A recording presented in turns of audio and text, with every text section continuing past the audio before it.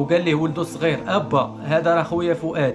ونزل باه مسكين كيعنق ويبوس ويبكي وتيقول ليه قصة شاب تائب كان كيبيع مخدرات ومرونها في دربهم، وحتى دارهم كيخافوا منه وكيجريو عليه. واحد النهار في رمضان كانوا الناس كيصليو التراويح، والامام ديال المسجد سمع بكاء ديال واحد الشاب وراه. ملي كمل الصلاه جا عنده هاد الشاب سلم عليه وقال انا فؤاد معروف في الدرب. وقال ليه الامام كيفاش معروف في الدرب؟ قال ليه انا تاجر مخدرات، انا اكبر واشهر تاجر مخدرات في هاد المدينه. كاع الشباب والناس المبليين كيقلبوا عليا، شحال من واحد داعيني والناس ديال الدرب ما تيحملونيش بسبب التصرفات ديالي. وحتى موالين الدار فين ما كنت كنمشي للدار كان الوليد كيجري للتليفون باش يتصل بالبوليس، ولا كيقولها لشي حد بالتخبيه باش يشدوني. كنهز حوايجي وكنخرج كنجري. مليت هاد الحياه انا اليوم قدامك وكنحس براسي باغي نتوب وبغيت نرجع لطريق الله سبحانه وتعالى. واش غادي قبلني؟ قال ليه باب التوبه مفتوح في اي وقت، وحنا في رمضان سدات ابواب النيران وتفتحت ابواب الجنان وصفدت المرضى والشياطين، وان شاء الله سيقبلك فاقبل.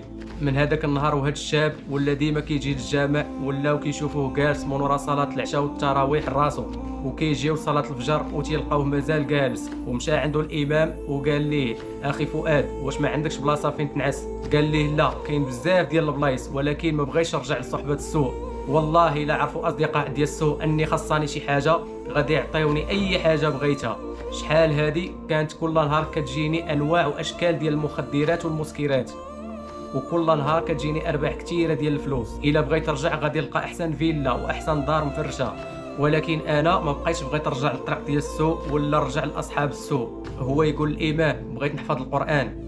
قال ليه الامام واش تقدر تحفظ صفحه كل نهار؟ قال لي ان شاء الله غادي نحفظ جوج. وفي ظرف 3 شهور ونص حفظ فيها تقريبا 3 أو 4 ديال الاجزاء، وكان كيقول والله ما غادي تدوز هاد 7 شهور حتى نحفظ فيها القران كامل ان شاء الله.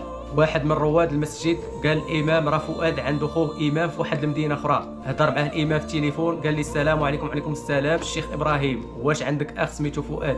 قال لي كنعرفو خويا هذاك ولكن جرى عليه الوالد نسال الله له الهدايه. هذا خرج على راسه مسخوط الوالدين. قال لي الامام خوك راه تاب. قال لي لا خويا راه ما تيتوبش. قال لي الامام والله خوك معايا في الجامع وكيصلي كل نهار معايا التراويح. قال لي خو لا ما غاديش نطيق حتى نشوف بعيني. داز اسبوع ورا العيد وجاء ابراهيم ولقى خوه مفرش في الجامع وما مغطيش وناعس على الارض، وبدا كيعنك في خوه بالجد ويبوس ليه في راسو. كلشي تصدم وبقى كيشوف. وبدا ابراهيم كيبكي واحد البكاء بحال ديال شي دري صغير، وداه للدار باش يجلس عنده. دازت شهرين وواحد الشاب فاجأ الامام باتصال وقال ليه واش كتعرف فؤاد؟ قال لي راه تنعرفو.